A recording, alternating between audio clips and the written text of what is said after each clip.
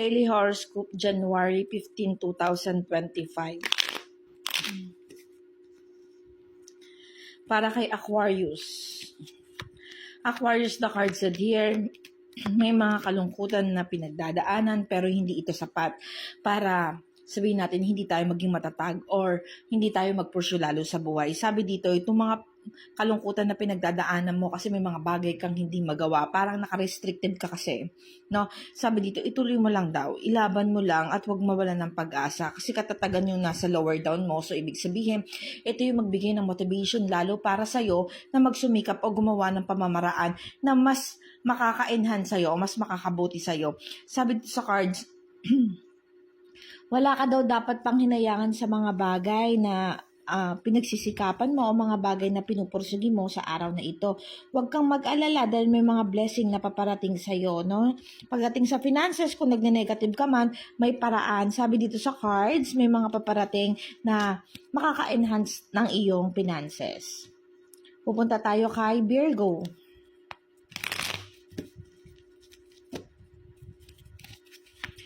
Virgo, the card said here, may mga nagne-negative na tao sa'yo, pero this card showing na hindi daw ito magiging sagabal para ilaban mo yung mga bagay na kagustuhan mo.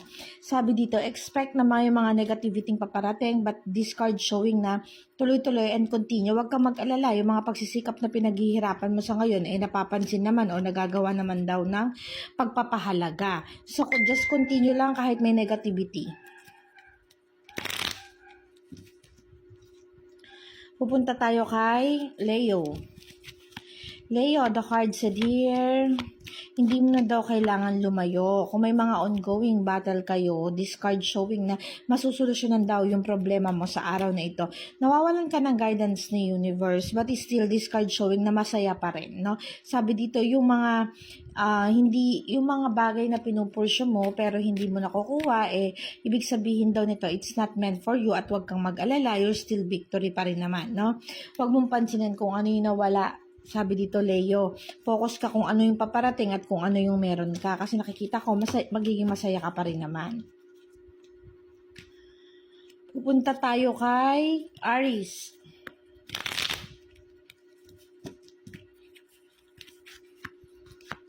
Aries, the card said here, nawawala ng guidance ng universe. May mga maling actions na maaaring magawa. So, medyo hinay-hinay tayo sa pagdidesisyon, especially regarding sa finances, no? Wag muna tayong pabigla-biglan o wag kontrolin muna natin yung ating paggasto sa araw na ito. This card showing kasi may disconnections, no? Then, nakikita ko dito may konting conflict. Siguraduhin mo yung mga pinaglalaanan mo ng effort mo, Aries, ay ibabalik sa'yo yung effort na ginawa mo o i-return or kahit pahalagahan man lang yung mga effort na gagawin mo. You need to make sure na ikaw din yung priority ng mga taong pinapriority mo sa ngayon. Sagittarius. Sagittarius, this card showing, okay, meron daw mga pinagdadaanan si Sagittarius pagdating sa finances, but then this card showing na new beginning. Huwag kang mag-alala kung meron ka mang utang, gustong bilhin, or something na transmission regarding sa work mo para mag-enhance lalo o mag-boost ang iyong kaperahan or yung finances. This card showing na you are guided with the universe, na may paparating na finances sa'yo or magiging mas maayos yung takbo ng iyong finances sa araw na ito. Claim it, and then this card showing kasi na magiging maganda yung flow sa mga susunod na araw regarding sa iyong kaperahan or finances. Capricorn. Capricorn, the card said here, you're still guided with the universe, nawawalan lang ng celebrations kasi nakikita ko dito may mga maling desisyon. So, you need to be focused, Capricorn. Sabi dito sa cards, kailangan daw pakinggan mo yung mga gusto mong gawin. Kailangan yung sarili mo muna yung uunahin mo, Capricorn. Huwag mo muna intindihin yung mga ibang tao na nagpapabigat lalo ng sitwasyon mo. Sabi dito, kapag inintindi mo daw yung mga ibang tao nakapaligid sa'yo, yan yung mararamdaman mo, yung feeling mo the fool. So, focus ka kung ano yung kagustuhan mong gawin. Focus ka muna dun sa ano yung alam mong tama sa'yo at nararapat para sa'yo. Pupunta tayo kay Scorpio.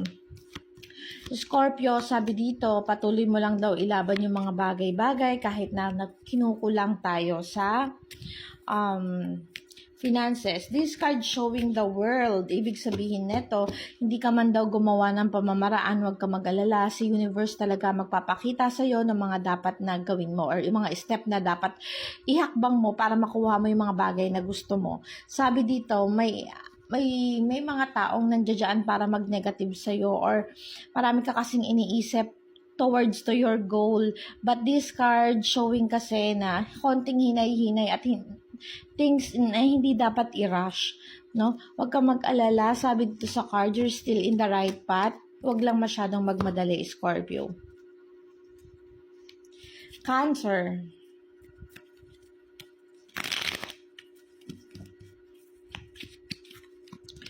Cancer, the card said here, full of emotion si Cancer ngayon. Sabi dito sa Cancer, may mga bagay daw tayo na hindi tayo dapat solusyon o hindi tayo yung kailangan magbago o gumawa ng pamamaraan, no?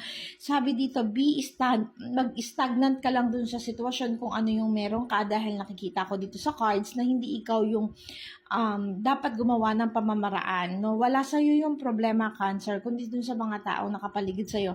Focus ka sa finances kasi nakikita ko you are guided ni universe pagdating sa finances at magbi-victory ka naman, magsa-success. Ayun lang talaga, may yung emotion, so wag mong hayaan na madama yung ibang aspect ng buhay mo pagdating sa iyong emosyon. So focus muna kung ano yung dapat mong pagfokusan.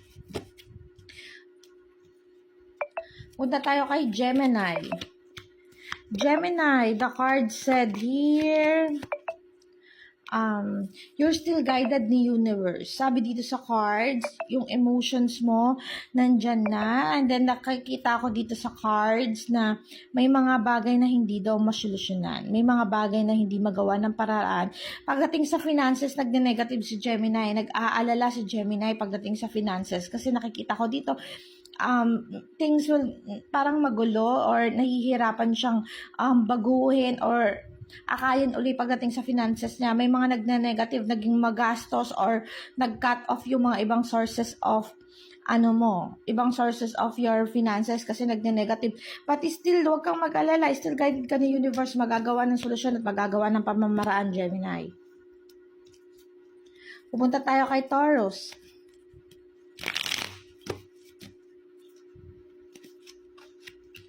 Taurus, the card said here, okay. Focus muna sa dapat mong gawin, Taurus. This card showing may mga dapat kang unahin, may mga dapat kang tuklasin, may mga dapat kang malaman. Sabi dito, yung makamundong gawain, medyo iwasan muna. Kung ito yung tumatakbo sa utak mo, yung happiness or yung mga bagay na hindi makakapagpaunlad sa'yo like bisyo, alak, barkada, or something like na makamundo. Especially kapag pumapasok itong, kasi nakikita ko dito malungkot ka, na-stagnant ka, pakiramdam mo, ayaw mong ma-stagnant dun sa isang sitwasyon, kaya gumagawa ka ng way para tanggalin yon or i-avoid yon. Gusto mo muna maging masaya. Pero okay naman yon, wag lang sobra. Sabi dito sa cards, okay lang tanggalin mo yung pagiging stagnant mo sa isang sitwasyon, but then you need to make sure na hindi ito makaka-apekto ng malaking, kumbaga malala para sa'yo, no? Nakikita ko kasi dito yung makamundong gawain. Sabi dito sa cards, okay lang magsaya basta may limitations. Punta tayo kay Pisces. Pisces, nakikita ko dito, mag-ingat daw sa mga bagay-bagay na pagdidesisyonan sa araw nito pagdating sa finances, sa relationship. If you have plan to go outside or lumayo, umiwas, maaaring gawin mo ito. This card kasi showing na may mga dapat kang malaman o matuklasan kasi may mga taong nagne-negative sa'yo. So, wag ka muna masyadong magtitiwala din ngayon, Pisces, no? Sabi dito, focus muna sa sarili, and then sabi dito sa cards, maghinay-hinay sa pagdidesisyon. Pupunta tayo kay Libra. Libra, the card said here, okay. If you feel unvictory sa mga panahon na ito, if you feel na may mga bagay kang hindi na solusyonan or hindi nagawa ng pamamaraan, kasi may mga bagay na dapat pinaglalaban, kaya lang nakikita ko dito nagne-negative.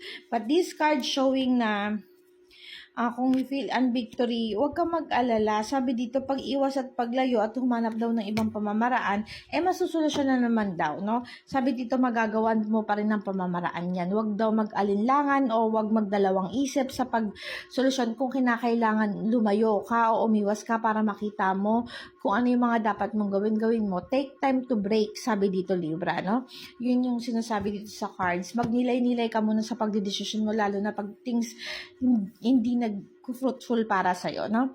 At ito po ang aking daily horoscope. Salamat po sa mga sumusubaybay, tumatangkilik. Paalala po, ito ay gabay lamang sa araw-araw. Mga madam, be careful po sa mga susunod na araw. Mag-ingat, mag-save, lalo na ng mga pagkain. Thank you!